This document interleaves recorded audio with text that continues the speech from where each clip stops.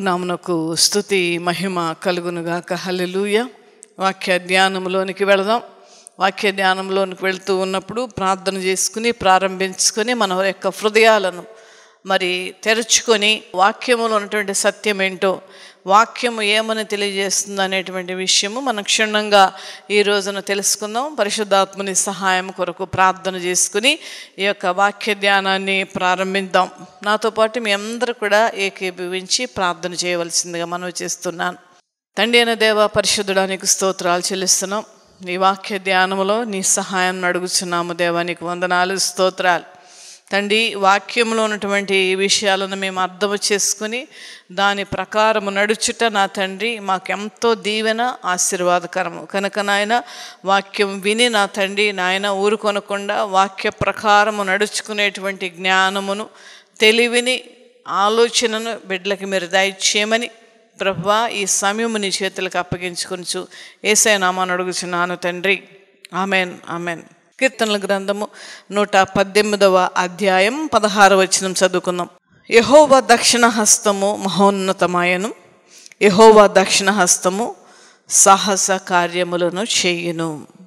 ఇక్కడ స్పష్టముగా ఈ వాక్యము ద్వారా దేవుడు తన యొక్క దక్షిణ హస్తం అనగా తన కుడి చెయ్య ద్వారా, అనగా ఎందుకు దక్షిణ హస్తాన్ని దేవుడు వర్ణిస్తూ ఉన్నాడంటే, లేదంటే తెలియజేస్తూ ఉన్నాడంటే, ప్రతి ఒక్కరికి మోస్ట్లీ చాలామందికి 198 మందికి దక్షిణ హస్తము ఎక్కువగా పనిచేస్తుంటుంది. కొంతమంది ఎక్కడో ఎడంచేతి రాతలు లేదంటే ఎడంచేయితోనే పనులు చేసేటువంటి వారు ఉంటారు.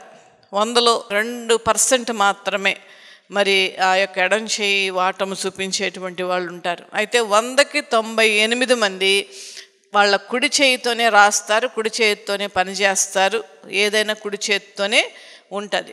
అయితే దేవాది దేవుడు కుడి చేతి యొక్క హస్తము ఎంత అద్భుత కార్యములు చేస్తుందో, లేదంటే ఆయన యొక్క దక్షిణ హస్తము సాహస కార్యములు చెయ్యను. ఆ దక్షిణ హస్తాన్ని చాపి మన జీవితాలలో ఉన్నటువంటి ప్రతి విధమైనటువంటి లోటును, ప్రతి విధమైనటువంటి ఇబ్బందిని, ప్రతి విధమైనటువంటి రోగమును ఆయన తీసివేయగలిగినటువంటి సమర్థుడు. అందుకనే దేవుని యొక్క దక్షిణ హస్తము సాహస కార్యములు చేయును అని వాక్యము సెలవిస్తూ ఉన్నది. దేవుని యొక్క హస్తము సాహస కార్యములు చేస్తుంది. దేవుని యొక్క హస్త బలము మనం గమనించాలంటే, దేవుని యొక్క దక్షిణ హస్తము ఆయన యొక్క చేతి ద్వారా చేసేటువంటి పనులు కానీ, ఆయన చేతుల ద్వారా చేసేటువంటి అద్భుతాలు కానీ మనము గమనిస్తే అవి మనకు ఆశ్చర్యం కలిగించేటువంటి విధముగా ఉంటాయి. ఎందుకనగా ఆయన హస్తాన్ని చాపి అనేకమైనటువంటి అద్భుతాలు చేసినట్లుగా బైబిల్ గ్రంథంలో మనం చూస్తూ ఉంటాం. అయితే ఇక్కడ స్పష్టముగా ఆయన హస్తము ద్వారా జరిగినటువంటి ఒక అద్భుతాన్ని మీ ముందు ఉంచాలని ఆశపడుతూ ఉన్నాను, మీకు బాగా అర్థం అవ్వడానికి. మార్కు సువార్త 3వ అధ్యాయము మొదటి నుంచి చదువుకుందాం. సమాజ మందిరములో ఆయన మరలా ప్రవేశింపగా అక్కడ ఊచ చేయగలవాడు ఒకడు ఉండెను. సమాజ మందిరములో ఆయన ప్రవేశించినప్పుడు, ఈ యొక్క సమాజ మందిరము కపెర్నహూము అనేటువంటి ప్రదేశములో ఉన్నటువంటి సమాజ మందిరములో ఆయన ప్రవేశించి ఉన్నారు. అయితే ఆయన ఎందుకు ఆ యొక్క సమాజ మందిరంలోనికి వెళ్ళారు అని అంటే, ఆయన అక్కడ బోధించడానికి అక్కడికి వెళ్ళినట్లుగా మనము అర్థం చేసుకునవచ్చు. ఎందుకనగా సమాజ మందిరంలో ఆయన ఎప్పుడు వెళ్ళినప్పటికీ అక్కడ వాక్యాన్ని బోధించటము, అక్కడ కూర్చున్నటువంటి వారిలో ఉన్నటువంటి అవసరతలు, అక్కడ కూర్చున్నటువంటి వారి యొక్క హృదయాలను గమనించి వారి అవసరతలను తీర్చడానికే దేవుడి 2 పనుల మీద సమాజ మందిరంలోనికి ఆయన వెళుతూ ఉంటారు.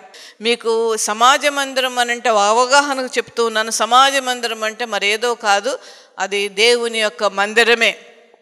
ఇప్పుడు మనందరం మందిరాలకు వెళుతూ ఉన్నాము. అలాగే ఆ యొక్క యూదుల మందిరాలను సమాజ మందిరాలు అని పిలువబడతారు. లేదంటే ఒక బైబిల్ స్టడీ, లేదంటే ఒక బోధ, లేదంటే యేసు ప్రభుల వారి సమాజ మందిరంలో కూడా చాలామందిని స్వస్థపరిచినట్లుగా మనం వాక్యములో చూస్తూ ఉన్నాం. అయితే ఆయన బోధించడానికి అక్కడ సమాజ మందిరానికి వెళ్ళి ఉన్నారు. కానీ అక్కడ ఏం జరిగిందంటే, అచ్చట వారు ఆయన మీద నేరము మోపవలనని విశ్రాంతి దినమున వారిని స్వస్థపరచునేమో అని ఆయనను కనిపెట్టుచుండిరి. కనిపెట్టుచున్నది. అయితే సమాజ మందిరములో ఎప్పుడైతే యేసు ప్రభులు వారు ఎంటర్ అయ్యారో, ఎప్పుడైతే యేసు ప్రభులు వారు ఆ యొక్క సమాజ మందిరములో కాళ్ళు పెట్టారో, ఆయన ఎప్పుడైతే ప్రవేశించారో ఆ మందిరములో, ఆయన అక్కడ కూర్చున్నటువంటి జనాల అందరినీ కలయ చూశారు. కలయ చూడడం అంటే అర్థం ఏంటంటే గమనిస్తూ చూస్తూ ఉన్నారు. మనుష్యులను గమనిస్తూ ఉన్నారు యేసు ప్రభులు వారు.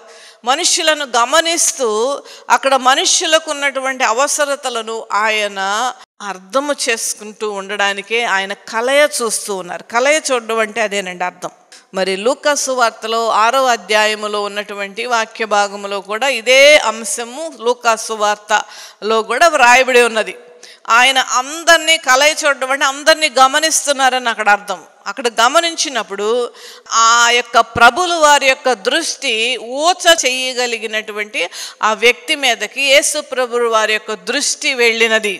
ఆయన ఆ యొక్క వ్యక్తిని చాలా డీప్గా, అంటే ఎన్నో అర్థాలు వచ్చేటువంటి విధముగా ఆయన ఆ ఊచ చేయి కలిగినటువంటి ఆ వ్యక్తిని యేసు ప్రభులు వారు చూసినట్లుగా మనం ఇక్కడ వాక్యంలో చూస్తూ ఉన్నాం. అయితే ఇక్కడ చోద్యం చూసేటువంటి వాళ్ళు ఉన్నారు. ఇక్కడ చోద్యం చూడడం అంటే మతాధికారులైనటువంటి పరిసయ్యులు అనేటువంటి వారు ఉన్నారు.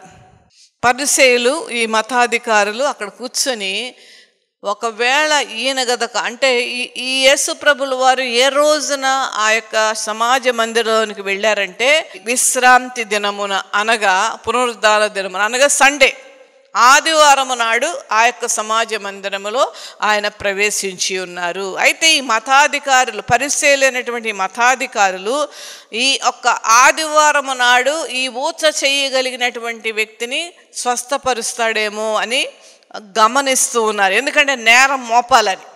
నువ్వు ఆదివారం మనం ఏమి చేయకూడదు కదా. వాళ్ళ యొక్క మత గ్రంథాలలో అదే వ్రాయబడి ఉంటుందండి, ఆదివారం ఏమీ చేయకూడదు. ఆ యొక్క వాక్యము మరి పాత నిబంధన గ్రంథములో దేవుడు ఎందుకు రాయించుకుని ఉన్నారంటే ఆదివారం నాడు మనం దేవునిని ఆరాధించాలనియు, దేవునిని స్తుతించాలనియు, దేవుని సేవించాలనియు, దేవుని వాక్యాన్ని వినాలనియు, దేవుని యొక్క పాటలు పాడుతూ దేవుని నామాన్ని మహిమపరచాలనియు, లేదంటే ప్రార్థనలు చేసుకుని వాళ్ళనియు ఆ యొక్క పరిశుద్ధ దినాన్న దేవుడు ప్రత్యేకపరిచి, మిగతా దినములన్నిటిలోనూ కూడా ప్రత్యేకపరిచి ఆ యొక్క పునరుద్ధాన దినమును పరిశుద్ధ దినముగా, లేదంటే ఆదివారముగా, లేకపోతే విశ్రాంతి దినముగా పిలుస్తూ ఉంటారు. అయితే ఈ యూదులైనటువంటి వారు ఈ యొక్క ఆదివారమును విశ్రాంతి దినము అని పిలుస్తారు. ఎందుకనగా దేనిని కూడా అది చేయకూడదు అనేటువంటి ఒక ఉద్దేశము కలిగి ఆ యొక్క విశ్రాంతి దినము అనేటువంటిది పెట్టి ఉన్నారు. అయితే చూడండి దేవుని బిడ్డలారా, ఇక్కడ విశ్రాంతి దినమును ఏదన్నా చేయడం ఈ మతాధికారుల యొక్క దృష్టిలో చాలా చాలా తప్పు అన్నమాట, చాలా తప్పు. ఒకవేళ యేసు ప్రభులు వారు ఆ యొక్క విశ్రాంతి దినమున ఈ ఊచ చేయగలిగినటువంటి వారిని స్వస్థపరుస్తాడేమో, మనం అప్పుడు స్వస్థపరిచినప్పుడు నేరం మోపుదాం ఇతని మీద, యేసు ప్రభుల వారి మీద నేరం మోపుదామని వాళ్ళు చాలా చాలా అబ్జర్వ్ చేస్తూ ఉన్నారు. అయితే యేసు ప్రభులు వారి యొక్క ఉద్దేశం ఏంటి? అక్కడ సమాజ మందిరంలో ప్రవేశించి ఊచ చెయ్యగల అతనిని స్వస్థపరచాలని యేసు ప్రభులు వారి యొక్క ఉద్దేశం. ఎందుకనగా ఆయనకు ఆదివారం అనియు, లేదంటే విశ్రాంతి దినమనియు, లేదంటే అదని ఇదని అలాంటిది ఏమీ కూడా లేదు. ఎందుకనగా ఒక మనిషికి మంచి చేయడం అనేటువంటి దానికి ఒక సమయము కానీ ఒక రోజు కానీ అక్కడ ఏర్పాటు చేయబడలేదు. అది ఎప్పుడన్నా చేయొచ్చు. కనుకనే మరి యేసు ప్రభుల వారు ఆ యొక్క పరిసయ్యుల యొక్క మరి రూల్స్ను అక్కడ ఏమీ కూడా పట్టించుకోనకుండా ఏం చేశారంటే ఆయన ఆ ఊచ చేయగల వారితో, ఊచ చెయ్యి అంటే అర్థం ఏంటంటేనండి, ఆ యొక్క చెయ్యి ఉన్నది కానీ ఆ చెయ్యి వలన ఒక ఉపయోగము కానీ, దానిలో బలము కానీ, దానిలో బలమైన ఎముకలు కానీ ఏ ఉండదు. చెయ్యి మాత్రం చూస్తాక అలా చెయ్యి ఉంటుంది, ఆ చెయ్యితో ఏమీ కూడా చేయలేరు. ఆ చేతులతో ఒక శక్తి ఉండదు, ఆ చేతుల్లో శక్తి ఉండదు, బలం ఉండదు. ఆ చేతులతో మలుచుకోవాలి, ఆ వేళ్ళు ఏమీ పనిచేయవు, అసలు చెయ్యంతా కూడా పనిచేయవు. పీలికలాగా సన్నగా ఉండేటువంటి ఆ చెయ్యి అనమాట. నామకార్థముగా అక్కడ చెయ్యి ఉన్నది కానీ దానిలో బలము లేనటువంటి కలిగినటువంటి వ్యక్తి అనమాట. అందుకనే అతనిని ఏమన్నారంటే ఊచ చెయ్యగలిగినటువంటి వాడు. అయితే ఊచ చేయగలిగినటువంటి వాడితో యేసు ప్రభుల వారు ఒక ఆజ్ఞ ఇస్తున్నారు. అదేమనగా నీవు లేచి మధ్యన నిలువుము అని ఊచ చేయగలవానితో చెప్పాను. మేబీ ఆ యొక్క వ్యక్తి ఏ మూలను కూర్చుని ఉండొచ్చు కనుక నీవు అక్కడి నుండి ఆ యొక్క మూల ప్రదేశము నుండి నువ్వు మధ్యన వచ్చి నువ్వు నిలబడు అని ఇక్కడ యేసు ప్రభుల వారు ఒక ఆజ్ఞ ఇస్తూ ఉన్నారు. అది చెప్పినప్పుడు వారు చూచి విశ్రాంతి దినము మేలు చేయుట ధర్మమా కీడు చేయుట ధర్మమా, ప్రాణరక్షణ ధర్మమా ప్రాణహత్య ధర్మమా అని అడిగాను. అందుకు వారు ఊరుకుండెరి. అంతేకాదు ఇక్కడ చూడండి, అక్కడ ఉన్నటువంటి ప్రజలందరిలో ఉన్నటువంటి ఊచ చేయగలవానికేమో నువ్వు వచ్చి మధ్యలో నిలవబడనన్నారు. ఇక్కడ పరిసయ్యులతో ఏమంటున్నారు, అక్కడ ప్రిన్సిపల్స్ మాట్లాడుతూ ఉన్నాడు యేసు ప్రభులు వారితో. అదేమనగా విశ్రాంతి దినము మేలు చేయుట ధర్మమా కీడు చేయుట ధర్మమా? ఊచ చేయగలవాడిని బాగు చేయకుండా అతనిని పంపించేస్తే అది అతనికి కీడు. అతను జీవితంలో ఏది కూడా దేవుని వల్ల పొందుకోలేడు. మరలా యేసు ప్రభులు వారిని అక్కడ ఆయన కలవచ్చు, కలవకపోవచ్చు. ఎన్ని సంవత్సరాలుగా ఈ యొక్క వ్యక్తి బాధపడుచు ఉన్నాడో, ఎన్నిసార్లు ఆ సమాజ మందిరంలోనికి వచ్చి అదే రీతిగా వెళ్ళిపోయాడో, ఎన్నిసార్లు సమాజ మందిరంలో వచ్చి నిరాశతో తిరిగి వెళ్ళుంటాడు.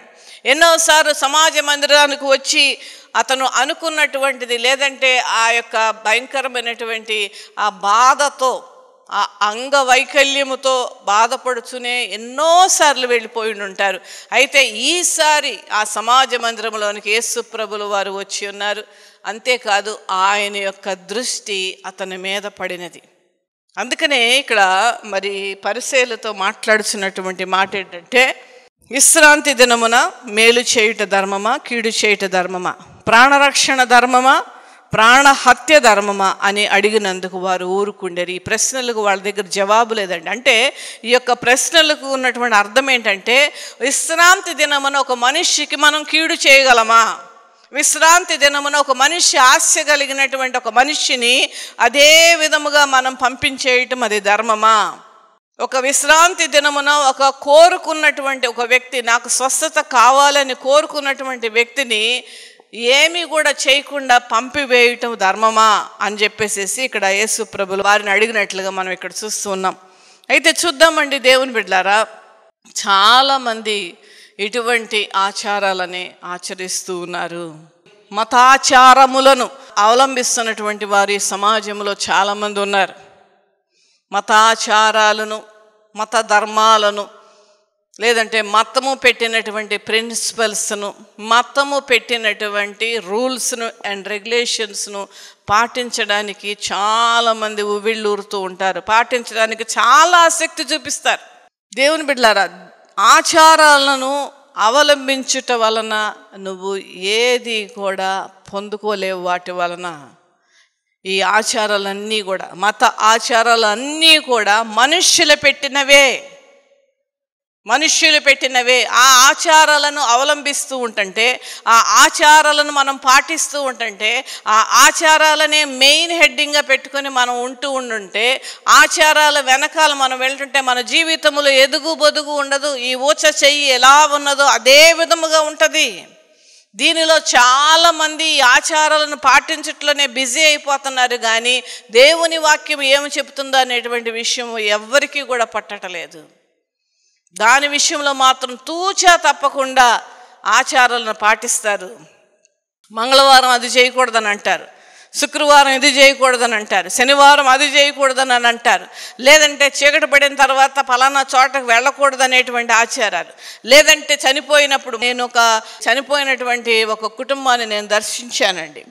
అయితే అతనిని స్నానం చేయించేసి అతనిని పెట్టిలో పెట్టేయడానికి తీసుకుని వస్తూ ఉన్నప్పుడు ఎవరో అంటున్నారు, తల అట్టు కాదు, తల ఇట్టు పెట్టాలి. చచ్చిపోయినోడు ఎట్టు పెడితే ఏముందండి, బతికొస్తాడా?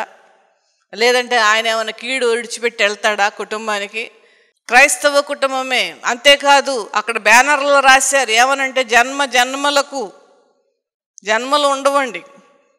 దేవుని సిద్ధాంతాలను అనుసరించేటువంటి వారు, దేవుని బిడ్డలుగా పిలువబడుతున్నటువంటి వారు, మందిరానికి వెళ్ళేటువంటి వారు, ప్రార్థనలు చేసుకునేవారు, వాక్యం చదివేవారు ఈ మాటలు రాయడానికి వీలు లేదు. తల ఎటు పెడితే ఏముందండి? తల ఎటు పెట్టినా చనిపోయాడు ఆయన, మట్టిలో కలిసిపోవలసినటువంటి వాడే. పెళ్ళిళ్ళకు కానీ చనిపోయినప్పుడు కానీ ఎన్ని ఆచారాలను పాటించడం ఎక్కువైపోయింది జనాలకి. దానిలో మునిగి తేలుతున్నారు చెప్పాలంటే ఒక్క మాటలో. దైవజనురాలుగా నాకెంతో దుఃఖము కలుగుతూ ఉంటుంది ఇలాంటివి నేను చూస్తూ ఉన్నప్పుడు. మత ఆచారాల వలన నువ్వు ఎవరిని సంతోషపెడుతున్నావు? నిన్ను ఒకవేళ సంతోషపెడుతున్నావేమో, లేదంటే ఆచారాలను పెట్టినటువంటి వారిని నువ్వు సంతోషపెడుతున్నావేమో, కానీ దేవుణ్ణి మాత్రం నువ్వు సంతోషపెట్టలేవు ఆచారాలను అనుసరించి. అంతేకాదు, చాలామంది దేవుని వద్దకు వెళుతూ ఉంటుంటే, మందిరానికి వెళుతూ ఉంటుంటే, ప్రార్థనలు చేసుకుంటూ ఉంటుంటే, వాక్యాన్ని చదువుకుంటూ ఉంటుంటే కుటుంబ సభ్యులే వాళ్లను తూలనాడేటువంటి కుటుంబాలు చాలా ఉన్నాయి. దేవుని వద్దకు రావడానికి ఆటంకపరిచేటువంటి వాళ్ళు చాలామంది ఉన్నారు. ఈ పరిసయ్యుల వలె, మత ఆచారాల వలె అలా వెళ్ళకూడదు, మీ పిల్లలకు పెళ్ళిళ్ళవ్వు, మందిరానికి వెళ్ళకూడదు, ప్రార్థనలు చేసుకోకూడదు, సమాజం మిమ్మల్ని వెలేస్తుంది, సమాజం మిమ్మలను తక్కువగా చూస్తుంది అనేటువంటి వాళ్ళు చాలామంది ఉన్నారు. యేసు ప్రభుల వారి వద్దకు రావడానికి ఆటంకపరిచేటువంటి వాళ్ళు చాలామంది ఉన్నారండి. ఇవన్నీ కూడా ఆచారాలే. ఇక్కడ పరిసయ్యులు కూడా మతాచారాలను అవలంబించడానికి, లేకపోతే మతాచారాలను పాటించడానికి ఎక్కువ శ్రద్ధ చూపిస్తున్నారు. కానీ విశ్రాంతి దినం అది చేయకూడదు, విశ్రాంతి దినం ఇది చేయకూడదు అనేటువంటి మాటలే పలుకుతున్నాడు. కానీ కష్టములో ఉన్నటువంటి ఒక వ్యక్తిని, బాధల్లో ఉన్నటువంటి ఒక వ్యక్తిని బాగు చేయాలనేటువంటి ఆలోచన వీరికి లేదు. అయితే దేవాది దేవుడు ప్రేమమయుడు, ఆయన కనికరము కలిగినటువంటి దేవుడు, ఆయన హృదయము జాలితో నిండిపోతుందండి. కనుకనే ఆ ఊచ చేయగలవాడు ఏమీ కూడా అడగలేదండి ప్రభుల వారిని, నన్ను స్వస్థపరచను కానీ, నన్ను బాగు చేయను కానీ, లేదంటే నన్ను నా చెయ్యిని మరి సరిచేయమని కానీ అడగలేదు. కానీ ఇక్కడ యేసు ప్రభుల వారి ఆయనంతటా ఆయనే ఆ ఊచ చేయగల వారిని ముందుకు పిలుచుతూ ఉన్నాడు. ఇక్కడ చూడండి, ఎప్పుడైతే సమాజ మందిరములో యేసు ప్రభుల వారు ప్రవేశించారో అక్కడ ఆ మనుషులందరినీ కూడా కలయ చూసి, అంటే కలయ చూడడం అంటే గమనించి, వారి హృదయాంతరంగములో వారి యొక్క ఆలోచనలు ఎలా ఉన్నాయి అని తెలుసుకొని, లేదంటే వాళ్ళ హృదయాలు ఎలా ఉన్నాయి, నా ఎడల నా మీద ఆధారపడడానికి, నా యొద్ద నుండి స్వస్థత పొందుకోవడానికి అనేటువంటి హృదయం ఎవరికున్నది, నన్ను ఆటంకపరిచేటువంటి హృదయాలు ఎవరికున్నాయని ఆయన అక్కడక్కడ ఒక్క నిమిషంలో గమనించేశారండి. గమనించారు కనుకనే ఊచ చేయగల వానితో నువ్వు ముందుకొచ్చి నిలబడి అని అంటున్నారు. ఇక్కడ పరిసయ్యులు మతాచారాలను అవలంబించేటువంటి వారికి బుద్ధి చెప్తూ ఉన్నారు. అంతేకాదు, ఆ యొక్క మరి నువ్వు మధ్యన నిలవమని చెప్పి తర్వాత వాళ్లతో మరి విశ్రాంతి దినమున మరి ప్రాణరక్షణ ఇవ్వడం ధర్మమా, ప్రాణహత్య ధర్మమా అని అడిగి, అంటే వారికి ఆ బుద్ధి చెప్పి మాటల ద్వారా మరి ఆయన వారి హృదయ కాఠిన్యమునకు కూడా దుఃఖపడ్డాడు.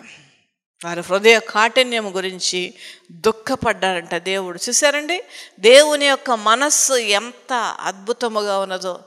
ఈ వాక్యం మనం చదువుతున్నప్పుడు మన హృదయం కదిలింపబడాలండి. లోకరక్షకుడైనటువంటి దేవుడు మనలను నరకము నుండి తప్పించడానికి పరలోకము నుండి దిగి వచ్చినటువంటి దేవుడు దుఃఖపడుతూ ఉన్నాడు.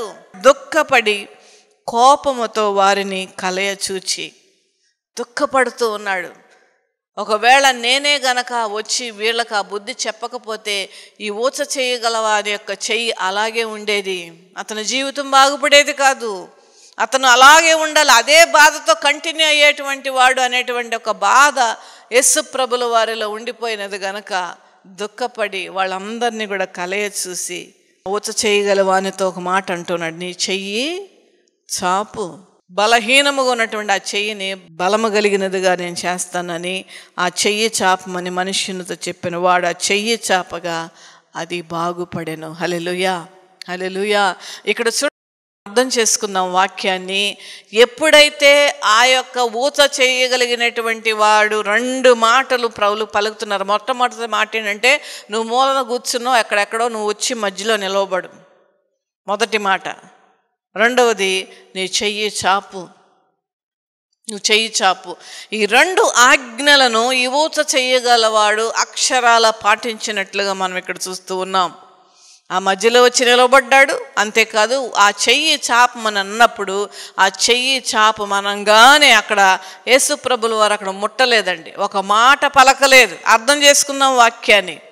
మాట పలకలేదు, ఆయన చెయ్యి చాపి స్వస్థపరచలేదు. అయినప్పటికీ ఆ చెయ్యి ఎప్పుడైతే ఆ చెయ్యిని ముందుకు చాపాడో, దేవాది దేవుని యొక్క కన్నులు ఆ చెయ్యిని బహుశా చూసి ఉండుంటాయి. వెంటనే ఆ మహిమ గల ఆయన శరీరములో, ఆయన యొక్క కళ్ళల్లో ఉన్నటువంటి ఆ మహిమ ఆ చెయ్యి మీదకు వచ్చి వెంటనే అది మామూలు చెయ్యిగా మార్చబడినది. ఆలోచిద్దాం దేవుని బిడ్డలారా. ఇతనే గనక దేవుని యొక్క మాటలను వినకుండా మతాచారాల యొక్క మాటలను విని ఉండుంటే, అమ్మో రేపు వీళ్ళు ఏం చేస్తారో నన్ను, అమ్మో రేపు వీళ్ళను వెలేస్తారేమో సమాజ మందిరంలో నుండి, లేదంటే సమాజంలో నుండి నన్ను వెలేస్తారేమో, నన్ను తక్కువగా చూస్తారేమో, నన్ను హింసిస్తారేమో, నన్ను కొడతారేమో అనేటువంటి ఆలోచన కనుక అతనికి ఉండి యేసుప్రభుల వారు చెప్పినటువంటి మాటను వినకుండా ఉండుంటే అతడు ఎప్పటికీ బాగుపడేటువంటి వాడు కాదు. ఈ ఊచ చేయగలవానికి బాగా తెలుసండి, ఈ యొక్క చెయ్యిని బాగు చేయగలిగినటువంటి వాడు ఆయనే.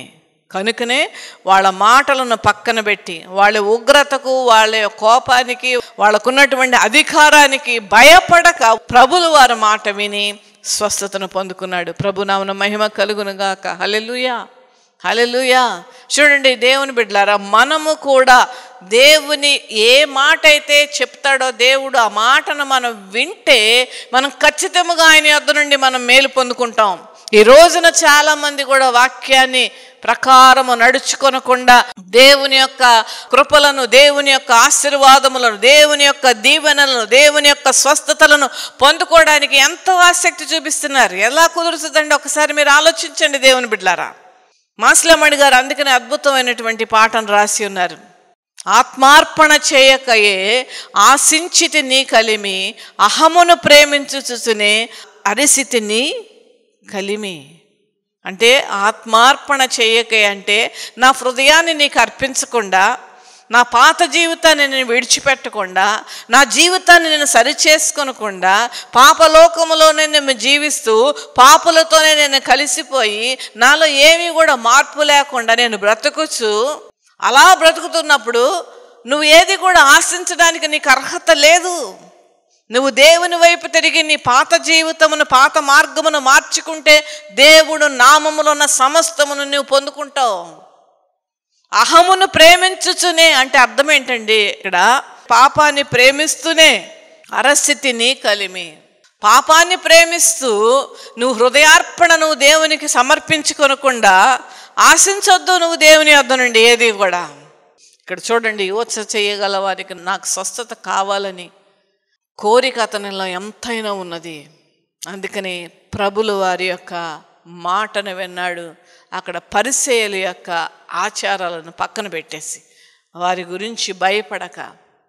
చూడండి దేవుని బిడ్డలారా, చాలామంది కూడా అన్నీ చేస్తూనే దేవుని యొద్ద నుండి నాకు దీవెనలు రావాలని కోరుకునేటువంటి వారు చాలామంది ఉన్నారు. ఆచారాలు నిన్ను ఏమీ చేయలేవు. చాలామంది మనం సేవించేటువంటి వాళ్ళు వేరే వాళ్ళు, మనం ఇప్పటి వరకు మనం పూజించిన వాళ్ళు వేరే వాళ్ళు. ఇప్పుడు ఎలా నువ్వు మారిపోతావు, ఇప్పుడు ఎలా నువ్వు చర్చిలోకి వెళ్తావు, ఎలా నువ్వు ప్రార్థన చేస్తావు అని ఆటంకపరిచేటువంటి వాళ్ళు చాలామంది ఉన్నారు. అంతేకాదు, నీ పిల్లలకి పెళ్ళి అవ్వదు, నిన్ను తక్కువగా చూస్తారు. ఇవన్నీ కూడా మత ఆచారాలండి. వీటి వలన నువ్వు ఏమీ పొందుకోవద్దు దేవుని బిడ్డలారా.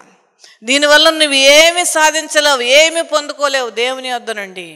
నువ్వు ఎప్పుడైతే కట్ల నుండి ఎప్పుడైతే నువ్వు బయటకు వస్తావో అప్పుడే నువ్వు దేవుని యొద్దకు రాగలవు, అప్పుడే దేవుని యొద్ద నుండి నువ్వు పొందుకోగలవు. ఊచ చేయగలవాడు దేవుని మాటను విన్నాడు, వాళ్ళ మాటను పక్కన పెట్టేశారు. అదే విధముగా నీవు ఆ మాటలను, ఈ ఆచారాలను, మతాచారాలను, లేదంటే మనకి ఇది ఉన్నది, మనకు అలా చేయాలి, మనం ఇలా చేయకూడదు అని నిన్ను ఆటంకపరిచేవాళ్ళు, దేవుని వద్దకు రాకుండా నిన్ను ఆటంకపరిచేవాళ్ళు, వాళ్ళు నీకు ఏమీ చేయలేరు. వాళ్ళు నీకు ఏమీ కూడా నిన్ను బాగు చేయలేరు, నిన్ను స్వస్థపరచలేరు, నీ కుటుంబంలో ఉన్న సమస్యలు తీర్చలేరు, నీ హృదయాంతరంగంలో ఉన్నటువంటి బాధను అంతకంటే తీయలేరు వాళ్ళు. ఇవన్నీ తీయగలిగినది యేసు ప్రభుల వారు మాత్రమే. వాటన్నిటిని అధిగమించి దేవుని వద్దకు వస్తే దేవుని నామములో ఉన్నటువంటి సమస్తమైన ఆశీర్వాదాలను పొందుకుంటావు. మనుష్యుల యొక్క సహాయము వ్యర్థము అని వాక్యము సెలవిస్తూ ఉన్నది. నువ్వు మనుష్యుల మీదను, మనుష్యుల ఆచారాల మీదను, మనుష్యుల మాటల మీదను నువ్వు ఆధారపడితే నువ్వు దేవుని వద్ద నుండి ఏమీ కూడా పొందుకోలేవు. అది మాత్రం ఖచ్చితము దేవుని బిడ్డలారా. అంతేకాదు, నువ్వు పాపాన్ని ప్రేమిస్తూ నీ పాత జీవితం మార్చుకొనకుండా దేవుని వద్దకు వస్తే నువ్వు ఏమీ కూడా పొందుకోలేవు. ఊచ చేయగల వారి యొక్క హృదయం అంతరంగములో ఏమున్నదో, ఎంత బాధ ఉన్నదో ప్రభులు వారు చూశారు కనుకనే అతను ముందుకు రమ్మన్నారు. అలాగే మనందరినీ కూడా దేవుడు చూస్తూ ఉన్నాడు. మన అంతరంగంలో ఎంత బాధ ఉన్నదో ఆయన గమనిస్తూ ఉన్నారు. మీరు అర్థం చేసుకోండి వాక్యాన్ని. మనల్ని బాగు చేయగలిగినటువంటి దేవుడు ఉన్నాడు. అప్పుడు చేసినటువంటి కార్యమే ఇప్పుడు కూడా చేస్తాడు దేవుడు. చూడండి, గమనించండి దేవుని బిడ్డలారా. వాళ్ళ హృదయ కాఠిన్యమునకు ఆయన దుఃఖపడ్డాడు. ఆయన వారి హృదయ కాఠిన్యమునకు దుఃఖపడ్డాడు. ఇప్పుడు కూడా దేవుడు కొంతమంది గురించి దుఃఖపడుతూ ఉన్నాడు ఆయన. ఎందుకనగా రావాలని ఉండి కూడా మనుష్యులు వాళ్ళ కుటుంబ సభ్యులు కానీ, అది భర్త అవని, అది ఒక భార్య అవని, వాళ్ళ సొంత వాళ్ళవని, వాళ్ళ కొడుకు అవని, వాళ్ళ కోడలవని, ఇలాంటి కుటుంబ సభ్యుల్లో చాలామంది ఉన్నారు.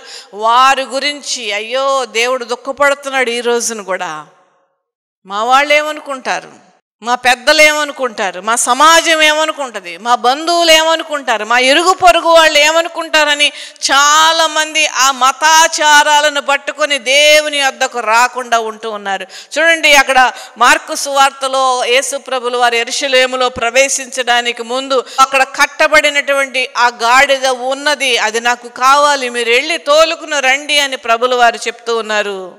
అలాగే చాలామంది ఈ ఆచారాలతో కుటుంబ వ్యవస్థ గురించి, కుటుంబ పరిస్థితులను బట్టి వాళ్ళేమంటారు, వీళ్ళేమంటారు, సమాజం ఏమంటది అని ఆ కట్లతో కట్టబడి ఉన్నటువంటి వారు, ఆ గాడిద వలె కట్టబడినటువంటి వారు చాలామంది ఉన్నారు. దేవుని బిడ్డలారా, ఈ వాక్యం విన్నటువంటి ప్రతి ఒక్క బిడ్డ మీరు ఒక్కసారి ఆలోచించండి.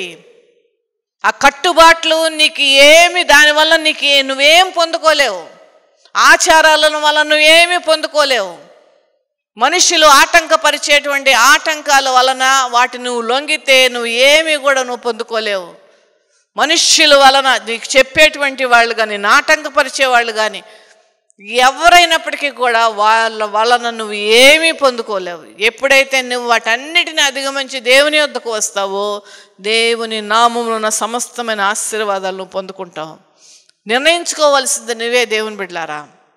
ఇప్పటికి కూడా దేవుడు పిలుస్తూ ఉన్నాడు. నీవు దేవుని వద్ద నుండి కావలసినటువంటిది ఏదైనా నువ్వు ఎదురు చూస్తూ ఉంటే, నువ్వు కోరుకుంటూ ఉంటే నువ్వు దేవుని వద్దకు రా, నువ్వు దేవుని వద్దకు రా. దేవుడు నీ మనస్సులో ఉన్న ప్రతి బాధను, ప్రతి అవసరతను తీర్చగలిగినటువంటి సమర్థుడు.